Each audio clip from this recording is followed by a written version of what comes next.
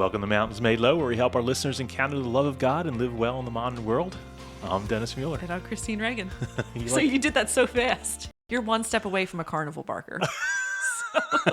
So step right up here. Today in our episode, we are going to talk about some issues with the ego. Yeah. That's why Dennis opened the episode. That's why I opened up the episode, right? Have you heard this your whole life? It's kind of a joke, but we do make fun of you having a big ego a lot. Do you think you have a big ego? Well, I wouldn't deny it if somebody said that to me. It's actually gotten much better over the years. Really? Yeah. Well, my formation in the seminary certainly helped me because they were doling out humility left and right. So that did help, and I kind of manage it a little bit. And a lot of it's more brazen bravado than anything else. It is, right. Yeah. And most people who have egos are actually deeply insecure. Let's talk about that.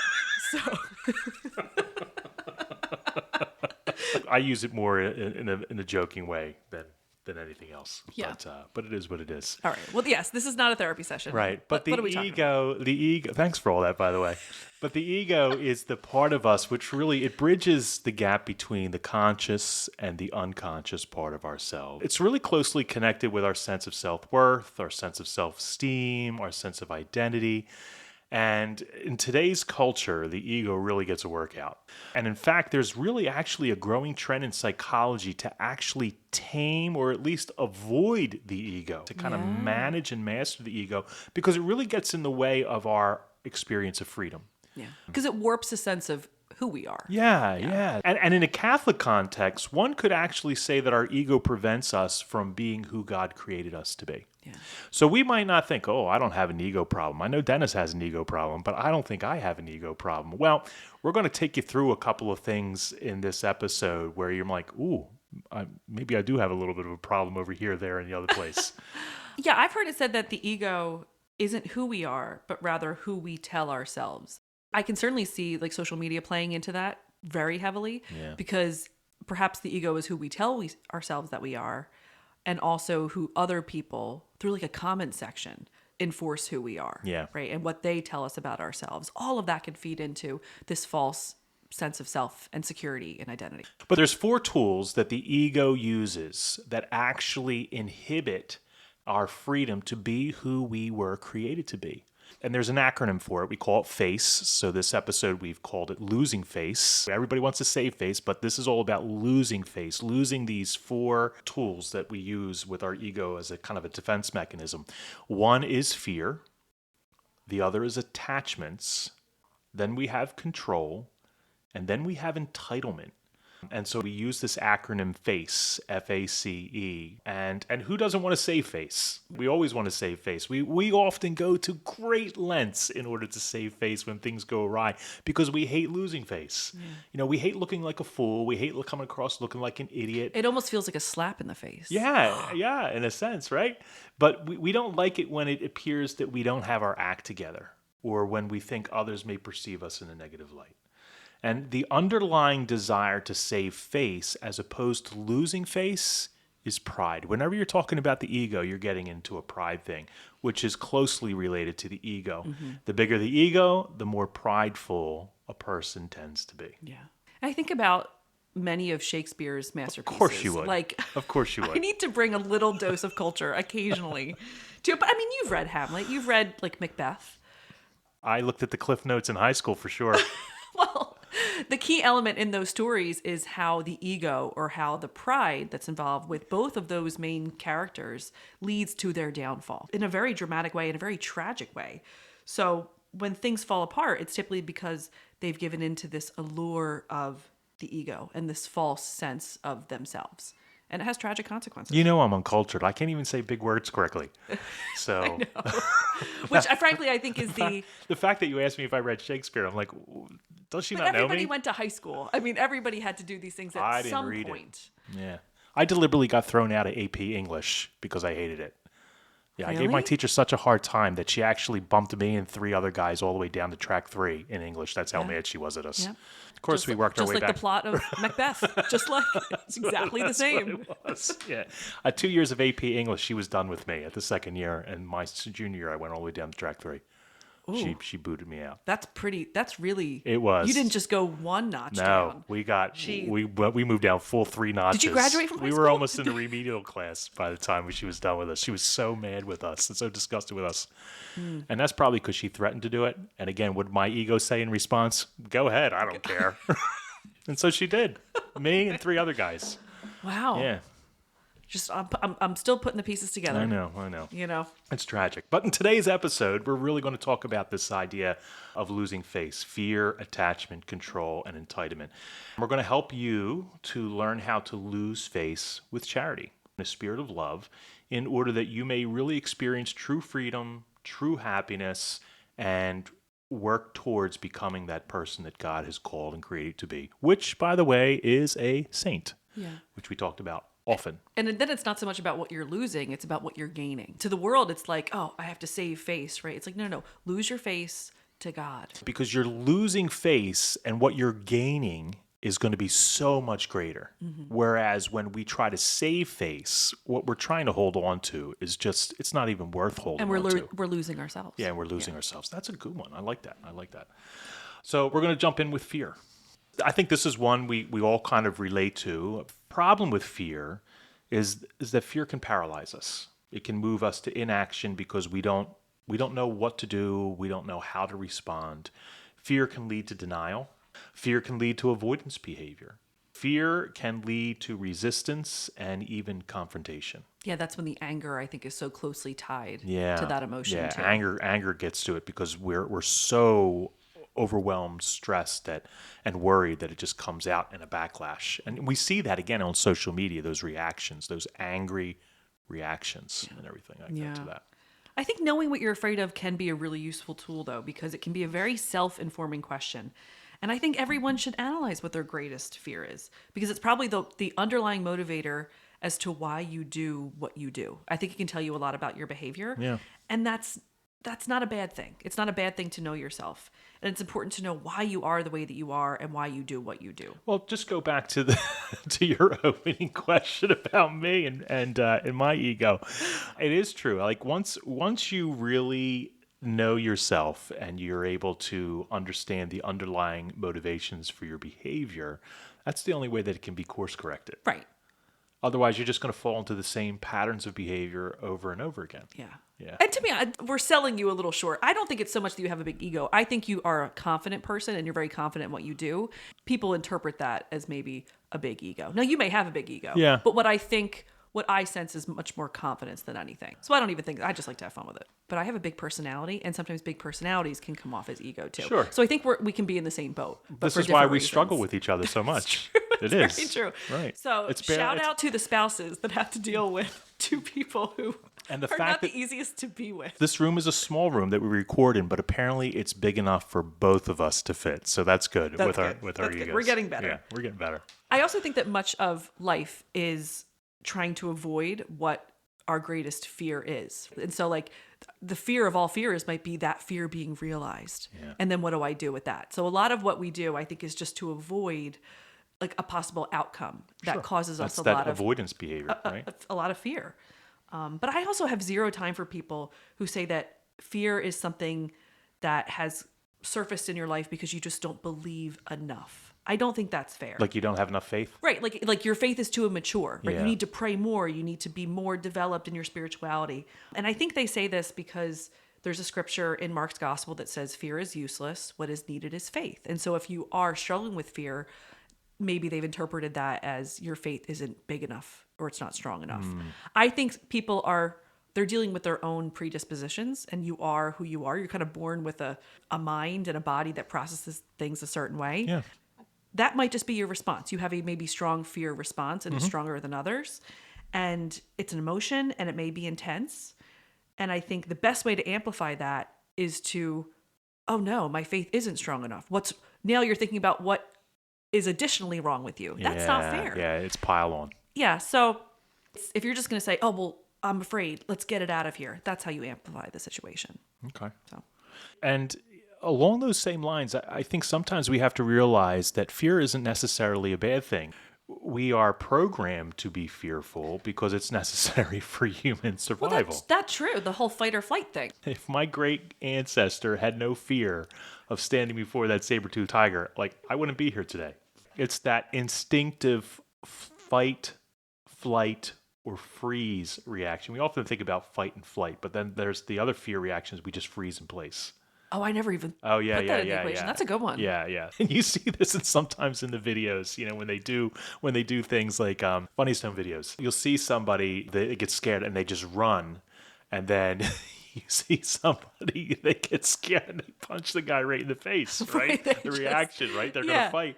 And I always love the goats. Like when you startle the goats, what do? They just freeze and they just pass fall out. over. They pass out, That's right? the best. It is that fight, flight, or freeze reaction, and that's really essential to human survival. But that's the difference between a realistic fear and an irrational fear.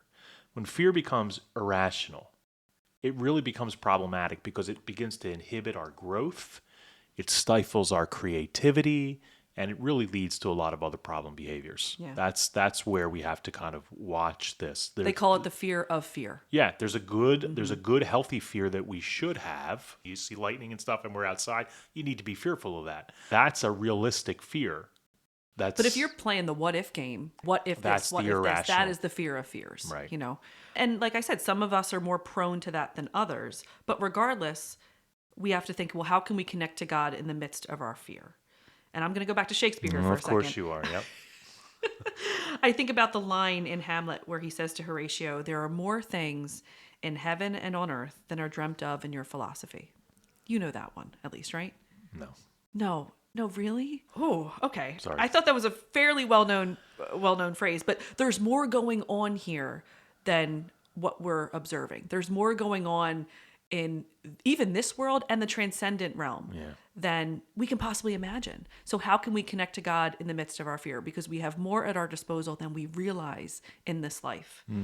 And the grip of fear can make you feel so powerless, but there's more going on in the world. You have more resources at your disposal. Fear is not greater than God. Fear isn't greater than the power of heaven, and God transcends all of this. Fear can make the body miserable. It can torture the mind. You can feel your body getting tighter, and you can just, it's hard to drown out what's going on in your head. But the important thing to remember is that however much it affects the body, however much it can affect the mind, it can't touch your soul. That's a good point. Yeah. Because you really, when we're experiencing intense fear, and fear can kind of manifest and kind of mask itself as worry too. I mean, when we're worried, we're afraid of something. We're worried about something. There's a fear there. Yeah. So somebody like, well, I don't really think I have any fears. Well, if you have some worries, if you're worried about things all the time, then there's a fear issue here. Yeah. Just look at the physical effect that it has on the body. It Right. always has a physical effect on the body, and it really does A lot wreak of havoc with the cortisol mind. Yeah. that you're when you are afraid. And again, sometimes this is just how you are and you're struggling with it.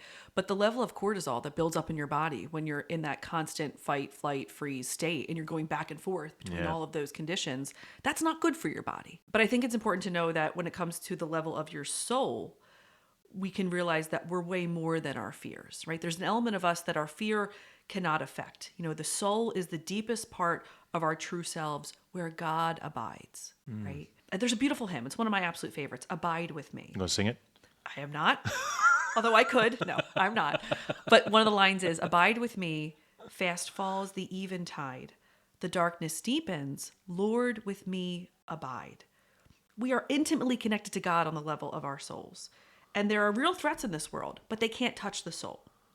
Maybe they make the body tremble or even cause the body real pain. But what God can provide to our souls can overtake the body, and it can steady the trembling and make the pain bearable, right? And then can lighten the load entirely. But I think we need to start factoring our souls into the equation. Right. Because the body may feel it, the mind may be consumed, but our soul can be preserved, and what's in the soul can transfer to the body. Yeah. That's how God's healing takes place. When we're talking about the realm of the soul, what we're talking about is grace. Yeah. That's what we need there, that divine life that's provided to us from God himself. And that grace can really fortify us with peace and provide us with true happiness. And you talk about human fear, but how about fear of the Lord? That biblical fear of the Lord. And this is not to when we talk about fear of the Lord, but a lot of people are always confused about that. That's not a call to be afraid of God, because as John tells us in his first epistle, God is love, and there's no fear in love. So this is really a fear of the Lord that is all about recognizing God in his glory and his almighty power, and then just acknowledging him for really who he is, and calling upon God of the universe, who is all powerful, who is all good, goodness itself, and gracious, and relying on him and trusting on him. That's Perfect love casts out fear. Yeah. And God is that perfect he love. is that perfect love. And where does that happen? That begins on the level of our soul. Yeah. And that's fear of the Lord. That's what it means to be have fear of the Lord. The late Pope Francis said, fear of the Lord is, and I'm going to quote here, abandonment in the goodness of our Father who loves us so much. So in other words, what Pope Francis was saying there is that we give ourselves over in complete abandon into the arms of our Heavenly Father because we know who God is in relation to us. It's that parent-child relationship. Yeah. So what role does fear play in your life? That's the question that we all need to ask ourselves. And for those of you who are listening, I would just take that to heart. Think about the areas, where does fear, where does worry constantly keep creeping in? Where does fear play a role in your thoughts? What's your greatest fear? And go all the way down, follow it all the way down. You have to follow it all the way down because that's where you have to get to the root. And it can play a role in your thoughts. Where does that fear play a role in your actions, in your words? And just acknowledge this fear before the Lord. Just take it to him. Tell him straight up, Lord, I am really afraid of, and name it. And then... And he'll say, I know. And he'll say, I know. But thanks for telling me. He does know. And a lot of times he's just waiting for us to kind of come to our senses and to take this to him so he can heal us of it. So the question, I think, that once we identify what that fear is, then the second follow-up question is, what about this is scary to you? Why does it scare you so much? Why does it scare you so much? And the reason we want to ponder this is because sometimes those superficial fears we experience are masking a much deeper fear. It's kind of like when you have a really bad day and you're angry about what happened, and then later you pop your cork off over something really small and insignificant. And people are looking at you like, boy, that was a little I wouldn't know anything about that. Yeah. Boy, that would be a little bit of a little overreaction there. But the small and insignificant thing that happened wasn't what you're really mad about. It's not what you're really angry about. It was this deeper wound that occurred earlier in the day that's just been sitting there festering and just growing, and just because you've been ruminating on it. And you're really not the target of the anger. It's displaced. Yeah, misplaced sometimes, yeah. Do we fear rejection? Do we fear not being accepted? Perhaps the deeper fear here is being alone or being forgotten. It's not so much that the person's rejecting me or that I'm not being included or that it's just this idea of like I have a real fear of being left alone or being forgotten about or that I'm insignificant. So we really need to kind of dig deep here. And keep asking why. You know how like kids, well, why? Do it to yourself. And that's how you can follow something to the root. To the root, because you really want to root it out. It's kind of like those dandelions. You pull them up, but you don't get the whole root out. It's just going to grow back, right? And so you really got to dig deep here.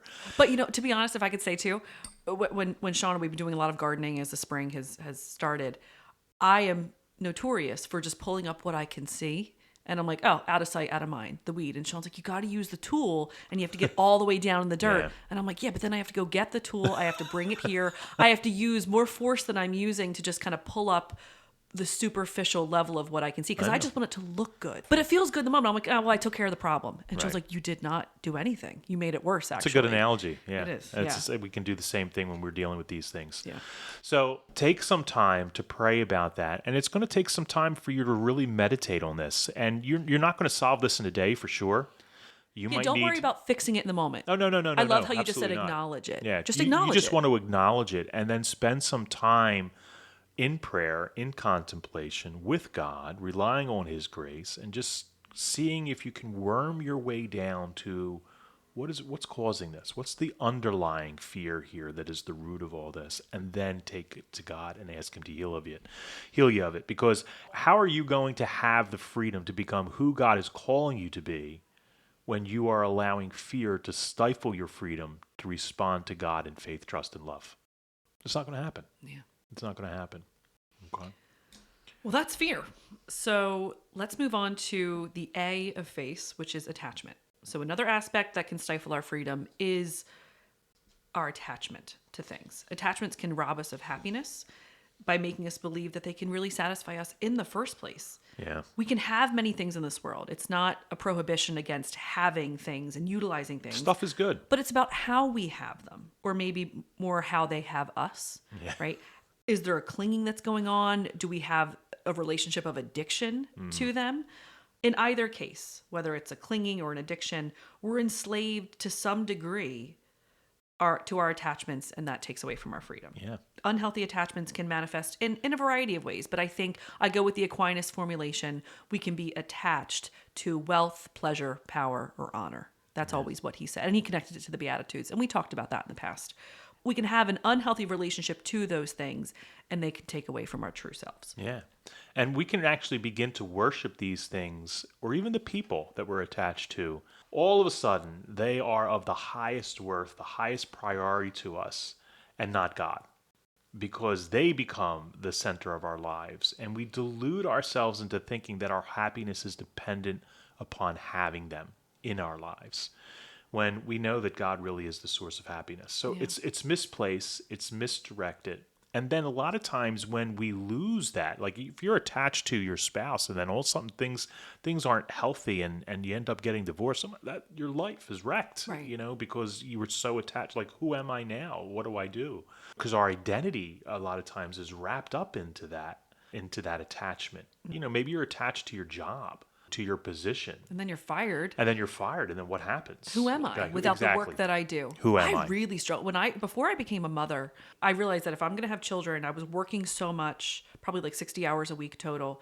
And I'm like, if I want to bring a child into this equation, something has to go, and work had to be toned down. And I really struggled with, well, who am I if I'm not working the way that I used to? Yeah. And how do I transfer this kind of work Christine identity into maternal Christine? And would that even happen too? And so that was a huge crisis for me of like, if I'm not working, who am I? And I still struggle with this in some ways. I would say for those of you who are listening, just to take note of how you respond to things and how you respond to others, because that'll really help you identify possible dangerous attachments or attachments that need to be reordered or tweaked. Not all times do you have to sever the attachment. Right. There's just a reordering, realizing that this really can't take priority in my life. Or this person can't be the most important. Because I'm obviously attached to Sean. I'm attached to my spouse. Mm-hmm. And I don't think I'm wrongfully attached to Sean. But if you do have an attachment to another person, is it right? Analyze that attachment. Do you kind of worship that person? Is that person your God? Or is that person more important? You hear this, than Sean? Your She thinks you're relationship God. To God? It might simply be the way that you're attached, and that's what's not good for you. Yeah. So it's not like we have to get rid of things. Don't throw the baby out with the bathwater. But maybe we just can't rely on people the way that we used to. Am I looking to my spouse or my best friend or this person at work to solve my problems? And I'm not taking them to God because I have a savior complex with them. That's just what needs to be reordered. And it'll be healthier for that relationship, that earthly relationship down the line. Yeah. So maybe we just need to dial things back or limit our exposure to them and think about how and when we're seeking people out. Because I've even heard people saying, and this is such a tragic statement, but like, if my children weren't in this world anymore, and many people feel this way, well, then there's no reason to live. They think about, and then they put so much pressure on that child relationship. Yeah. Well, let's say the most horrific thing were to happen and you were to lose that child. And now you're like in such a state of despair that you're like, well, there's no reason for me to live. So I'm going to end my own life. That's not a good kind of attachment. Right? Yeah, it's funny that you mention that because I'm actually struggling with that a little bit myself because I'm at a point in my life where my kids are just on the verge of becoming empty nesters. And when you've had this relationship, like my oldest, she'll be 25 at the end of September, and one's in college, two are out, they're living their life, and they're doing their own thing. They don't need mom and dad, and I don't have to dictate to them, like, be home a certain time. They're adults. But they're on the verge of moving out and starting their own life. And when you've had that in your life for 20, I find I'm having a hard time with this transition. Not that I'm trying to control or anything, but knowing that they are not going to be as present. Or you just can't look at them and say, hey, let's go here, because they have their own life. And they're like, nah, Dad, I can't do that. I'm tied Yeah. up and I'm getting together with friends or I'm going here. And Yeah. and that's been an adjustment. Sometimes we even have those type of Yeah. attachments. I need to reorder that a little bit. We need Yeah. to work on those things, as You need to things meet my change. parents and look at how they dealt with it. And as I'm getting married and walking out the door, my dad's like, see you later. It's like, she's your problem now. But yeah, I mean, it can manifest in a variety of ways. And so I think it's good to ask yourself these questions of like, is your self-worth wrapped up in something else or someone else other than God? Yeah. Who do you look to for validation? Who or what do you rely on? And then think about maybe what you're really possessive of. What, and maybe it's wrapped up into fear. What am I afraid of losing? Or what Yeah. can I not let go of? Yeah. So I think these can clarify the situation of what am I attached to? Because maybe I don't know. If you ask yourself the right questions, Yeah. Yeah. you'll see it. And sometimes we may be completely unaware of those attachments too, which is why we need to think about it. We need to ponder it. We need to pray on it. Here's an example. Have you ever felt panicked or alarmed when you couldn't find your cell phone? I mean, just a simple thing as that. They're designed to be addictive. They bring us sensual pleasure through what we're viewing. We hold our phones and keep them close to our person. We interact with them. We talking to Google or Siri, and we touch them. And they have all the information we rely on, or at least think that we need, right there There's like at a our sense fingertips. there's like a sense of loneliness that can come from, it's not even like, I'm alone and I don't have another person in this room. Yeah. I don't have my device in this room and I Yeah. feel lonely because of it. What a weird thing. It is, and we don't realize that dependency that we have on it, but there's a real and genuine dependency here. And we're attached. We don't often know it until we reach for the phone and we can't remember where we put it, or heaven forbid, we're out and we think we lost it. And then real fear and panic sets in because we are so attached to it. We're so attached to it. You mentioned relationships earlier, and I think that's a great example. I just remember in my high school and my early college years, I was always attracted to girls who, for lack of a better word, needed saving. And maybe they had a troubled home life. I know in some cases they were using recreational drugs. But whatever the case, there was always some type of issue there. I always tend to see the good in someone before the bad. I'm always giving somebody the benefit of the doubt. But the real reason for this attraction was I realized later, was my own need to be needed. I like to be needed. And I had not recognized this in myself at that time. And I had think there's so many people that can relate to this. I really, really do. Yeah. It's nobody talks about this. we're going to put it all on the table because this is my psychotherapy session that Christine started at the beginning of the episode. My master plan worked perfectly. But had I not recognized this in myself, I could easily see how I could have become attached to an unhealthy relationship because of this need that I had. So the question we really have to ask ourselves is, what am I drawn to, or what is it that I tend to cling to? Yeah. I think about Lord of the Rings and I think about Of course you Gollum. would. Yeah. Yes. Yeah. Which, by the way, that's the extent of my culture.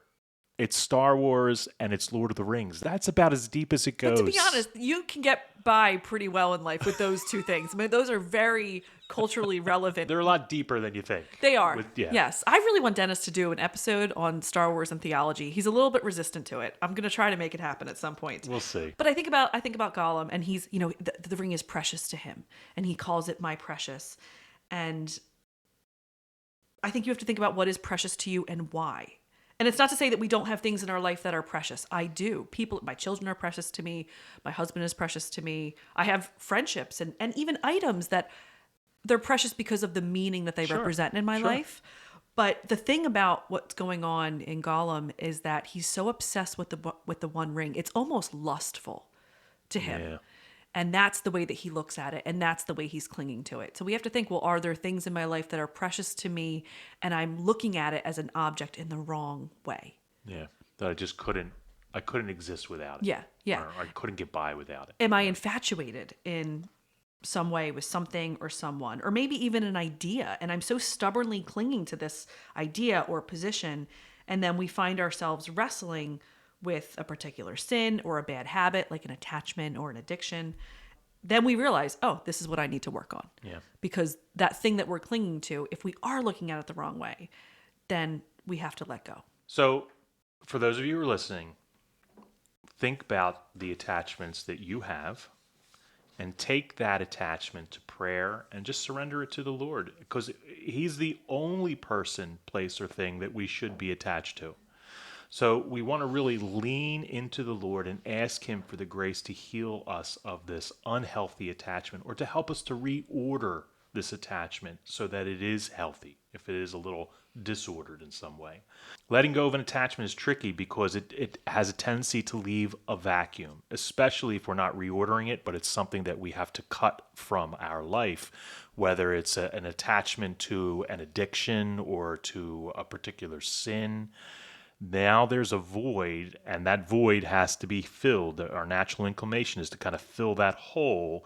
And this is really ideal because by removing this earthly attachment, we now have created space for a healthy attachment to the Lord by filling that void with prayer, meditation, acts of charity, spiritual or scriptural reading, self-reflection, all of which really leads to holiness and us becoming who God created us to be.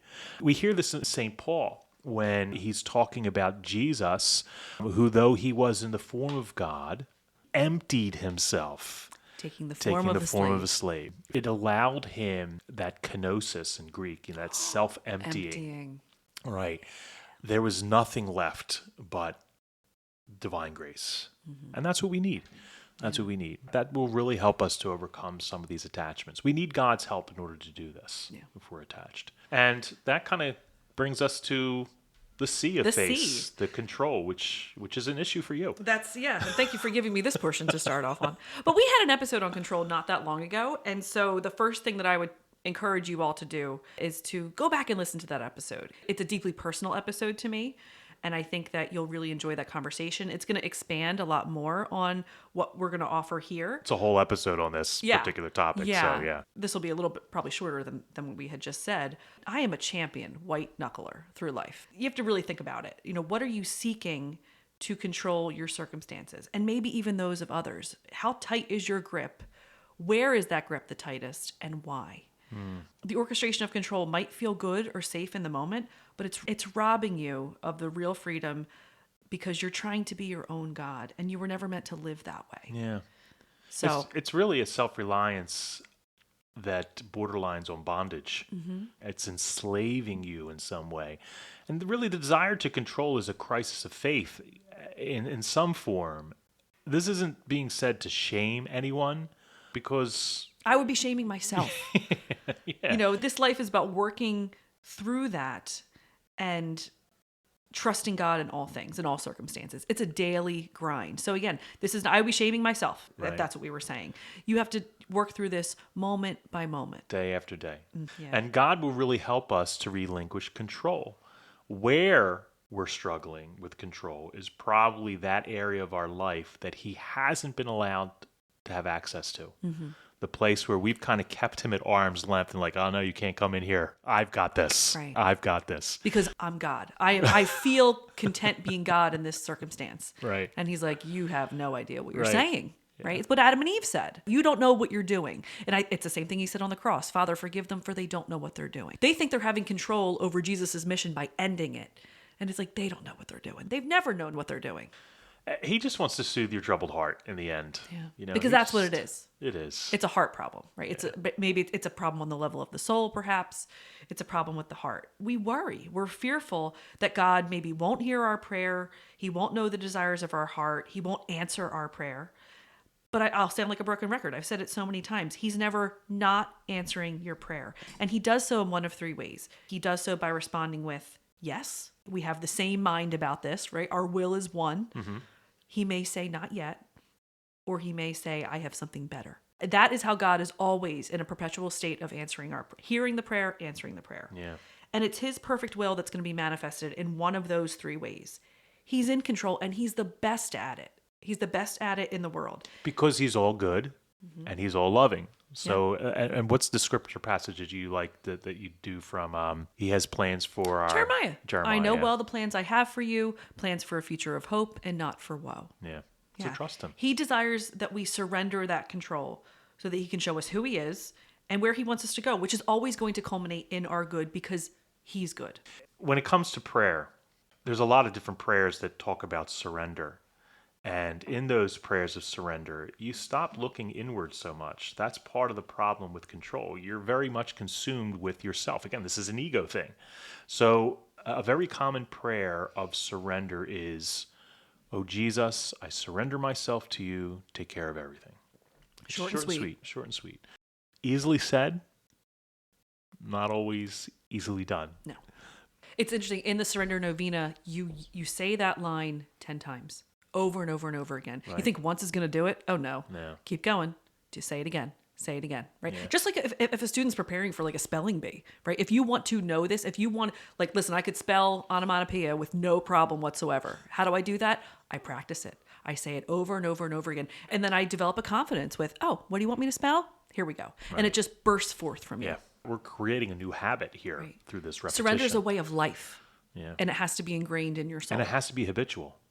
It does. It has to be habitual. Mm-hmm. So it takes the pressure off of you, and you begin to place yourself in God's hands, which are the hands of a loving Father. And then God will respond in his own time, the way a father does. And I think you would say that you see this with your own children. I see it with my own children. When they come to me for help, I say, okay, well, I'll take care of this, or let's do this together. Sometimes you do. Like, all right, let me help you with this. Yeah. Or You'd never I'll take care of it. You'd I'll never take care reject of it. them. No. Yeah. And so if that's what the earthly father does, what do you think the heavenly father does? Right. The so heavenly much father more. would be the one who is rejected, who is tempted to say, I'm busy. And even if the earthly father is compelled, who's subject to sin and concupiscence and all those things, he loves. Yeah. And if that's what we do here, what do you think is the business of heaven? Sometimes when it comes to control, I think it's like a fake it or make it type of a situation. If you don't feel like you're loosening your grip, pretend. Say the surrender prayer and pretend.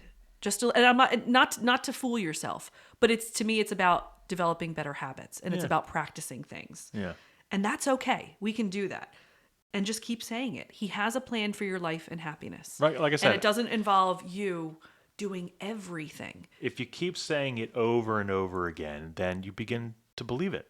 Right? You begin to believe it. You begin to own it. That's really what the drive is here, especially with people who have difficulty with control. Yeah. Because there's such resistance you do not want to let go. No. You do want to hold on to white knuckle proportion. And it might take some time in order to be able to ease off the steering wheel a little bit, loosen your grip a little bit, let God, put his hand on the wheel. Right. Eventually you'll slide over into the passenger side and let him take the wheel. Yeah. But it takes time for that. We urge you to listen to the episode on control. We expand on this for like a full 45 minutes. And again, if you think it's not just you on the struggle bus, I am on the struggle bus with this day in and day out. We all are. And nobody grips life quite like me. Somebody said that to me in life. They're like, wow, nobody holds on quite like you do. I could give anybody a run for their money. So yeah, I you speak do have from a hard experience. time letting things go.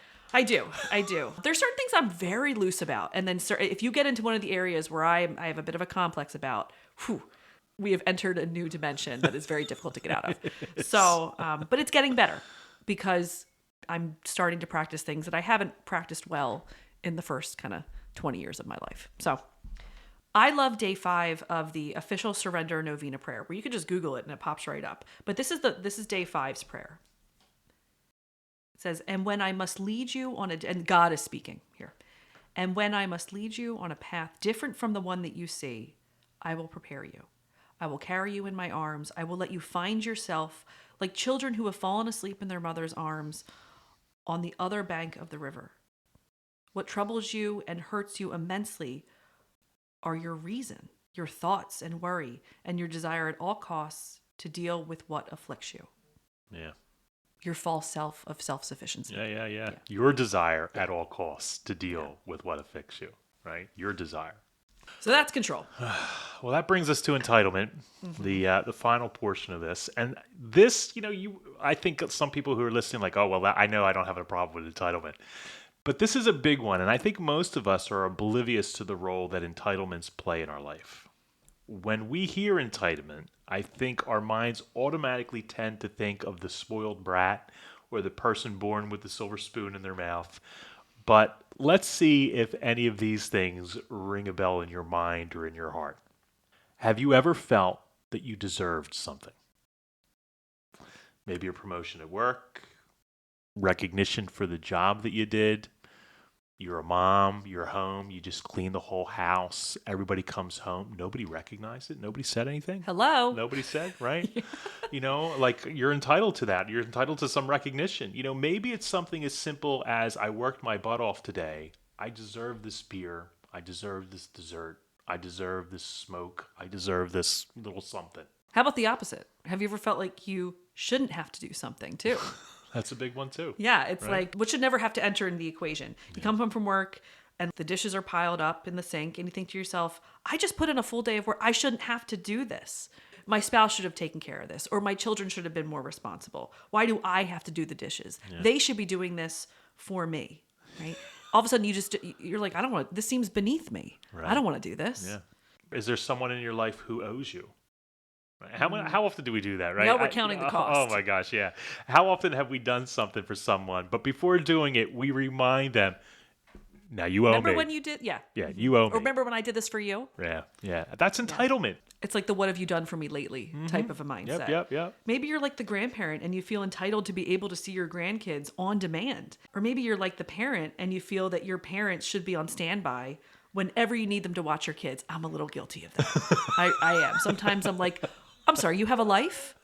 No, your life is my life, which is a terrible thing to say and to think. And my parents are so generous with their time. But the one time my dad will be like, I'm actually taking your mom out tonight. I'm like, why tonight? Why? Don't you know I had plans? I had plans. Like my plans are more important than your plans. It's selfish and it's wrong. Yeah.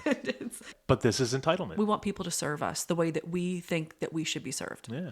So what exactly is entitlement? Well, it's this belief that you deserve something that you really didn't earn. And people with a sense of entitlement can sometimes be self-absorbed. And sometimes that self-absorption is just an immediate thing. It's just in the immediacy of the moment. Sometimes it could be a whole personality thing. So take, for example, those dishes in the sink reference that we just made. I'm refusing to do the dishes because it's an inconvenience or an imposition upon me. I put in a hard and a full day's work. I shouldn't have to come home to a sink full of dishes and have to wash them. That's your starting point. Yeah. Right? That is me focused. Totally me focused. Perhaps I should shift gears and ask myself, I wonder what happened that the dishes aren't done. That's a good question. Is the dishwasher not running? Is there something wrong with the dishwasher? Did my spouse have a rough or busy day and just not get to it? I love that because then it's like, well, why didn't she do it? Or why didn't he do it? And now we're angry. It's become a personal thing. Yeah. And it's like, well, what might be going on in their life or just today that I haven't entered into? I haven't asked them about. Are the kids not around due to schedules? Is nobody around to do them? And my doing them might be seen as an inconvenience or an imposition, but it will be a blessing to others who may be out and actually dread having to deal with the dishes when they get back. Yeah. My husband is wonderful at this. He will walk in the house and he will just look at what needs to be done. He's always had that mindset. And it was definitely instilled in him by his mother. But you see a need and you fulfill the need. And he does it so naturally. He sees it and he does not count the cost whatsoever. Yeah. He's like, well, no, it needed to be done. And he doesn't harbor bad feelings about it. Yeah. If you're keeping a checklist in your head, whether it's in relationship to your marriage, in relationship to your children, in relationship to your coworkers, family, whatever, that checklist, at the root of it is entitlement. Mm-hmm. Just be aware of that. Because like I said, we might not think that we have an issue with entitlement because we think about the brat, the silver spoon and everything. Yeah. But this is something that we all struggle with. And when you begin to shine the light on it, you're like, oh, shoot. Yeah, I am. You know where I think we do this a lot too? Restaurants. And we look at our servers. Like if we're experiencing bad service at a restaurant, sometimes people are like, well, the tip is just going down by the second. It's like... Are you serious? And yes, do you expect it's their job. I understand fulfilling the duties of your job and attending to your tables, but you don't know what's going on in the kitchen. You don't know what's going on behind the scenes. And then we have the smallest inconvenience at a restaurant and it's like the whole experience has gone to hell. Yeah. And it's their fault. And what's wrong with them? And we sit there like we're dining with the queen, or we are the queen, and we're judging that server so harshly. And now we might be cruel to them in the moment. Was it you who shared a story with me about, maybe not, maybe about a server that there was just somebody who was at a restaurant one time, and they told me that that the server was a little off, and they asked them, like, are you okay? And they just began to kind of pour out all this stuff that was just kind of going on in their life. I mean, I wish I remember who it was, because I remember that they said they actually, so important. they invited, Yeah. they had the server sit down at the table, right? They prayed with them, and that just turned that server's entire day around. Right. But that's what I mean. In order to overcome entitlement, you really need to put yourself in a position to be a blessing towards others. Because when it comes to entitlement, what we really do is we begin to prioritize our needs over the needs of others. Again, this is where the ego steps in with regards to this tool that we use. We tend to a little bit towards the melodramatic too, I think, when we're dealing with entitlements. We all have a martyr that we know. It's the end of the world. They're so inconvenienced. And if you don't know that person, it's you.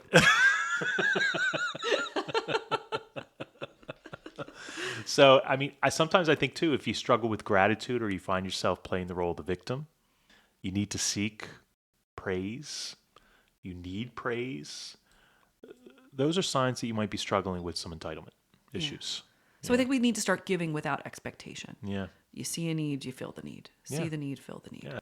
Learn to distinguish between wants and needs too is another way to help work through entitlements. There's a lot of things that we want, but is it really something that we need? Yeah. There is a difference between those. And maybe sometimes those wants, those sense of entitlements, that can be very much attached to the attachments portion of things. And then how about we just start thinking about others first? How simple. We tell children to do it all the time, right? Oh, they asked for the toy? Why don't you give it to them? Why don't you share? Read that scripture I have in that.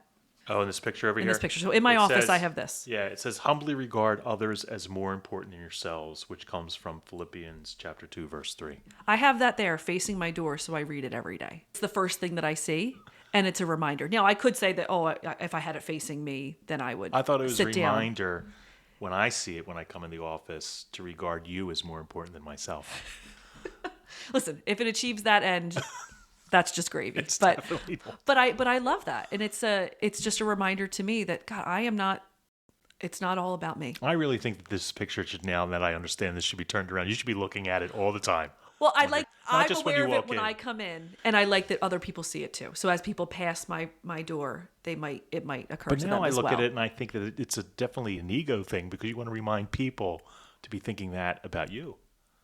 You have twisted this in a way that only you can.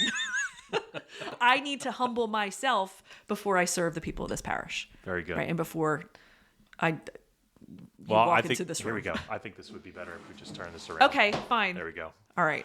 Well, you really ruined that. I'm sorry. It was good. No, but I understand what you're saying. I mean, it is a good scripture passage in all seriousness, because we need to regard others as more important than ourselves. It's not all about us. It's the humility thing. And I already told you at the beginning of the issue that I struggle with that. Yeah. So guess what you're going home with today, buddy? you go make me a coffee. And then the other thing that we want to do when it comes to a sense of entitlement is really to cultivate gratitude in our heart. If you just realize how others are a blessing in your life, how God is blessing you in your life, abundantly blessing you in your life, our natural response, our natural inclination when somebody does something for us is we want to pay them back. We want to do something in kind.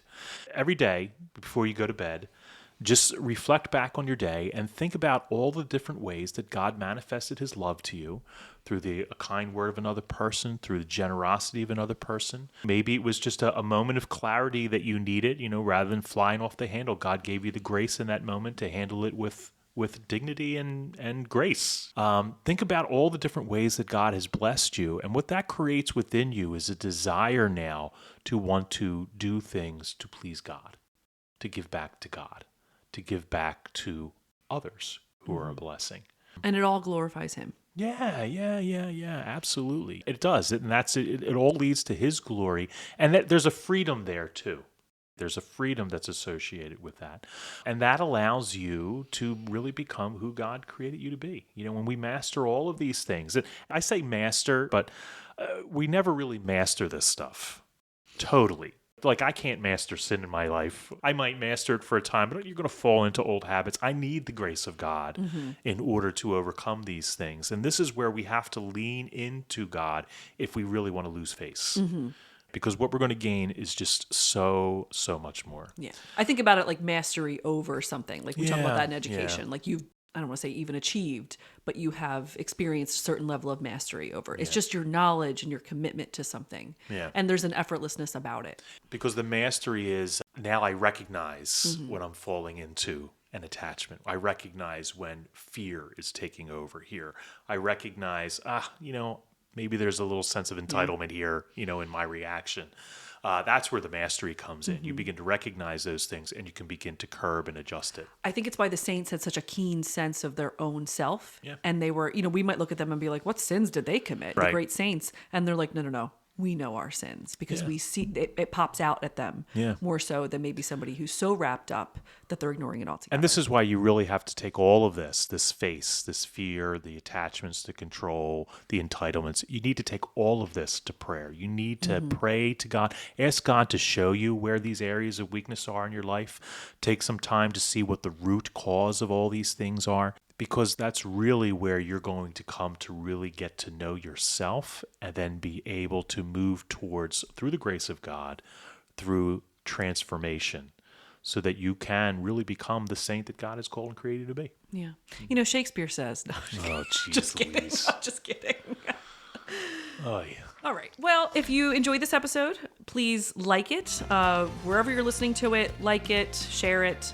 And we'd love to hear from you at mmlpodcast@outlook.com. And we'll see you next week. All right. God bless.